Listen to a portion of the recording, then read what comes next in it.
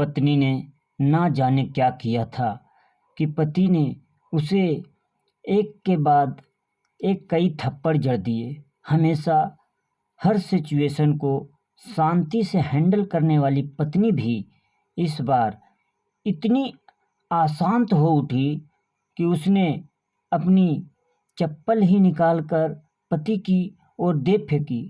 चप्पल पति के बालों को छूते हुए निकल गई। ये किस्सा यहीं पर ख़त्म हो सकता था, मगर पति ने इसे अपनी मर्दानगी का विषय बना लिया और बात बद से बदतर होती चली गई। रिश्तेदारों ने भी आग में घी का काम किया। किसी ने कहा, जो औरत अपने पति को चप्पल से मार सकती है वो ना ही तो वफादार हो सकती है और ना ही पतिव्रता। ऐसी औरत परिवार ही नहीं पूरे समाज पर कलंक की तरह है। बीवी के पक्ष वाले कहा पीछे रहने वाले थे। किसी ने कहा 21वीं सदी में भी जो स्त्री के साथ मारपीट करते हैं उन्हें तो जेल भेज देना चाहिए। तो कोई कहता जरूर उसको कोई और पसंद आ गई होगी, इसलिए अब पत्नी से मारपीट करने लगा है। बात कोर्ट तक पहुंच गई। दोनों पक्षों ने एक दूसरे के खिलाफ केस फाइल कर दिया। पति ने चरित्रहीन होने का तो पत्नी ने दहेज और शारीरिक उत्पीड़न का आरोप लगाया। 2 वर्षों से अधिक समय के लिए केस चला था। इन 2 वर्षों के दौरान दोनों पति पत्नी अलग अलग रहे थे। इन 2 वर्षों के दौरान दोनों पक्षों के समर्थकों की संख्या कम हो गई थी। पहले जहां दोनों पक्षों में समर्थकों का समूह होता था, अब गिने चुने लोग रह गए थे। पति और पत्नी दोनों की आर्थिक स्थिति भी इस समय के दौरान नीचे गिर चुकी थी। जिन्हें वो अपना शुभचिंतक समझ रहे थे, पैसों की बात आते ही उन्होंने भी अपना पलड़ा झाड़ लिया था। अगर कोई देने को राजी भी हुआ तो मोटे ब्याज की शर्त पर। आखिरकार वही हुआ जो सब चाहते थे, डाइवोर्स। हर कोई खुश था। दोनों पक्षों के रिश्तेदार, उनके माता पिता और दोनों के वकील। लेकिन 5 साल की सुखद शादी और एक सुंदर बेटी होने के बाद मिले इस डाइवोर्स से पत्नी मुक्त थी और पति शांत। शायद ये एक इत्तेफाक ही था कि इस खुशी को मनाने के लिए दोनों पक्ष के लोग एक ही चाय की टपरी पर बैठे आमने सामने। इत्तेफाक ही इसलिए क्योंकि ज़्यादातर लोग जो एक दूसरे के विरोध पक्ष को सपोर्ट कर रहे थे, वे एक दूसरे को अच्छे से जानते भी नहीं थे। पति पत्नी भी इन सभी से दूर एक दूसरे के सामने मेज पर बैठे। पत्नी ने पति से कहा, अब तो खुश होंगे ना? तुम्हारे मन की जो पति ने तलाक को तुम जीत का प्रतीक समझते हो? पत्नी ने पूछा। पति चुप रहा। थोड़ी देर की शांति के बाद पति ने कहा, मुझे तुम्हें 5 लाख रुपये अभी और हर महीने 8,000 देने का आदेश है। अभी मेरे पास पैसे नहीं हैं, इसलिए हमारा मतलब मेरा जो सिटी में फ्लैट है उसे तुम्हारे नाम कर देता हूँ। पत्नी बोली, लेकिन उस फ्लैट की कीमत तो 18 लाख की है। हाँ, लेकिन हमारी बेटी तुम्हारे साथ है और आगे जाके उसके खर्चे भी बढ़ेंगे, तुम्हें थोड़ी आसानी होगी। पत्नी ने कहा, नहीं नहीं, मुझे सिर्फ 5 लाख ही देना और तुम हर महीने 8,000 तुम देने ही वाले हो। मैं मैनेज कर लूँगी। अगर 5 लाख नहीं है तब भी कोई बात नहीं, पत्नी बोली। दोनों फिर से शांत हो गए।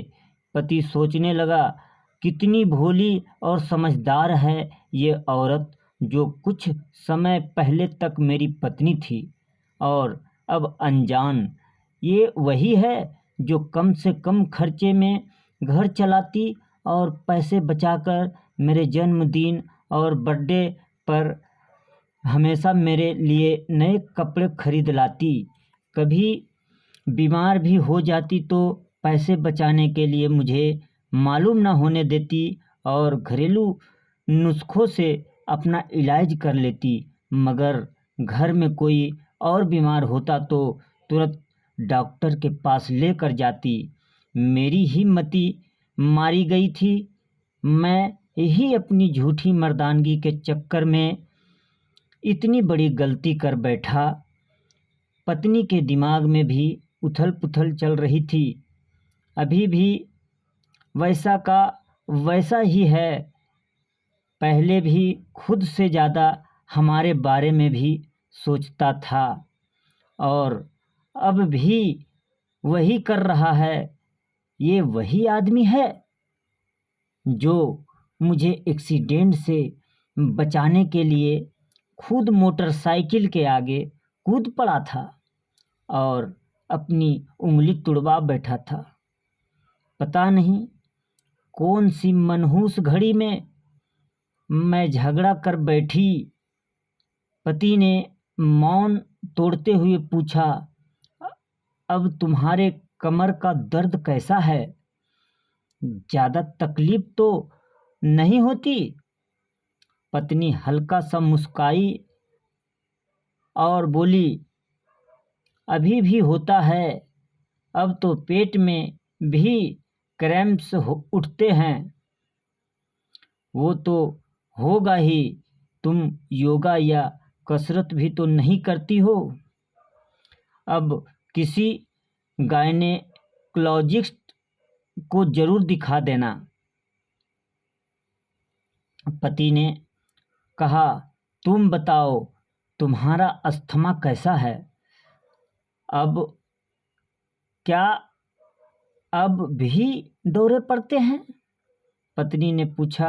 हाँ, पड़ते हैं, पहले से ज़्यादा, क्योंकि अक्सर इन्हेलर भूल जाया करता हूँ याद दिलाने के लिए तुम जो नहीं हो।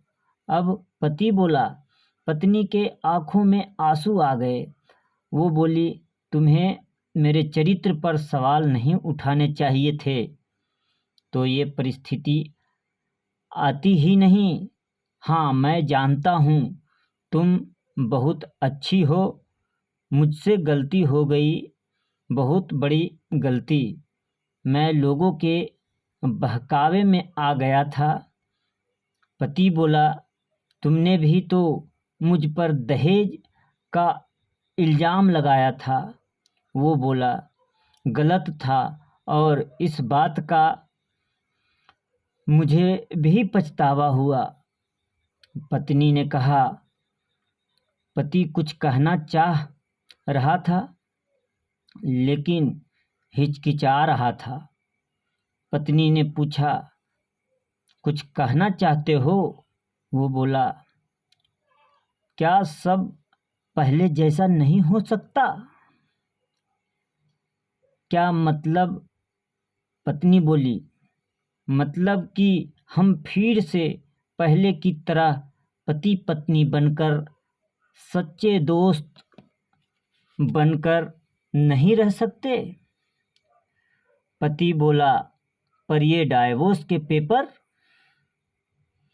पेपर दिखाते हुए पत्नी ने कहा, फाड़ देते हैं। पति ने अपने पास रखे डाइवोर्स के पेपर फाड़ते हुए कहा। पत्नी ने भी अपने पास रखे पेपर फाड़ दिए। सभी हैरान थे। वकील, रिश्तेदार और माँ बाप, पति पत्नी दोनों एक दूसरे के हाथ में हाथ पकड़े अपने घर की तरफ चल गए। दोस्तों, ये कहानी उन हर पति पत्नी के लिए बड़ी सीख है जो छोटी छोटी बातों पर लड़ते हैं और इन झगड़ों को बड़ा बना के अलग होने का डिसीजन लेते हैं।